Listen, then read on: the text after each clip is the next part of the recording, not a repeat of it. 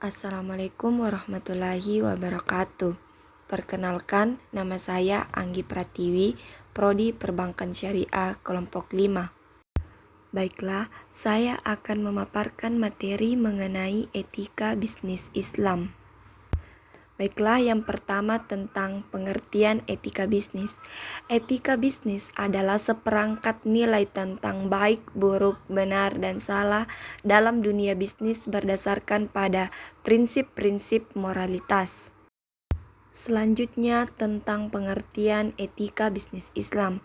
Etika bisnis Islam merupakan suatu proses dan upaya untuk mengetahui hal-hal yang benar dan yang salah, yang selanjutnya tentu melakukan hal yang benar berkenaan dengan produk, pelayanan perusahaan dengan pihak yang berkepentingan dengan tuntutan perusahaan.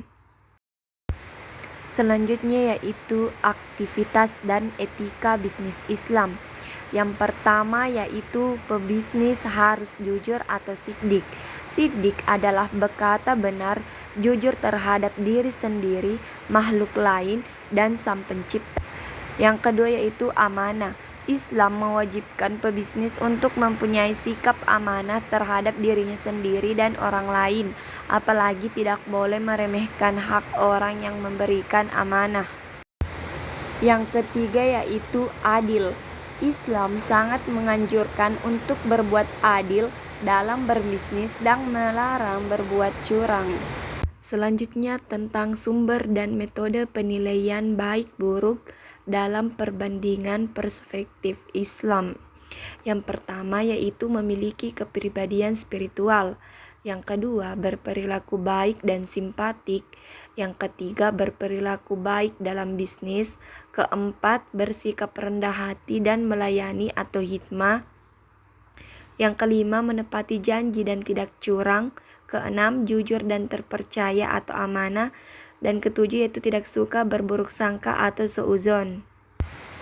Selanjutnya macam-macam etika bisnis. Yang pertama yaitu etika deskriptif, yaitu etika yang berusaha meneropong secara kritis dan rasional sikap dan perilaku manusia dan apa yang ada dikejar oleh manusia dalam hidup ini sebagai suatu yang bernilai. Yang kedua yaitu etika normatif, yaitu etika yang berusaha menetapkan berbagai sikap dan pola perilaku ideal yang seharusnya dimiliki oleh manusia dalam hidup ini sebagai suatu yang bernilai. Selanjutnya yaitu orientasi dalam bisnis Islam. Yang pertama yaitu target pertumbuhan.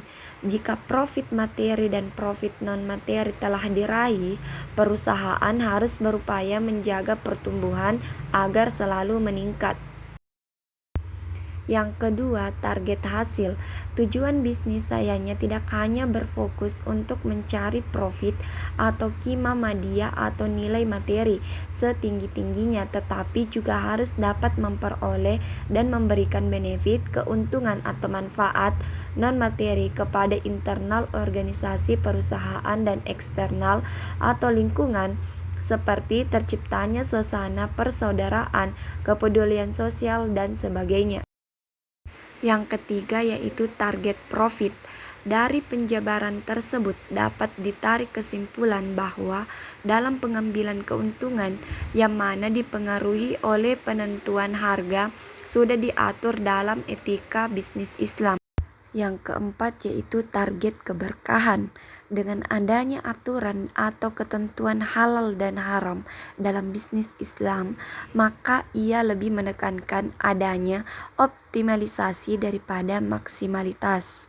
Selanjutnya yaitu materi terakhir yang membahas tentang etika Islam mengenai produksi, distribusi, dan konsumsi. Yang pertama, etika dalam produksi. Peringatan Allah SWT akan kekayaan alam, berproduksi dalam lingkaran yang halal, etika mengelola sumber daya alam. Etika dalam berproduksi harus dilandasi dengan ilmu dan syariat Islam sebagai khalifah di muka. Yang kedua yaitu etika dalam distribusi. Dalam Islam adanya yaitu larangan ikhtiar, mencari keuntungan yang wajar, distribusi kekayaan yang meluas, dan kesamaan sosial. Yang ketiga yaitu etika dalam konsumsi, yaitu membahas tentang tauhid, unity atau kesatuan, adil atau equilibrium atau keadilan, free will atau kehendak bebas, amanah, responsibility atau pertanggungjawaban, halal dan juga sederhana. Baiklah, hanya itu yang dapat saya sampaikan. Bila ada kekurangan, mohon dimaafkan. Assalamualaikum warahmatullahi wabarakatuh. Jangan lupa like, subscribe, dan tekan tombol notifikasi.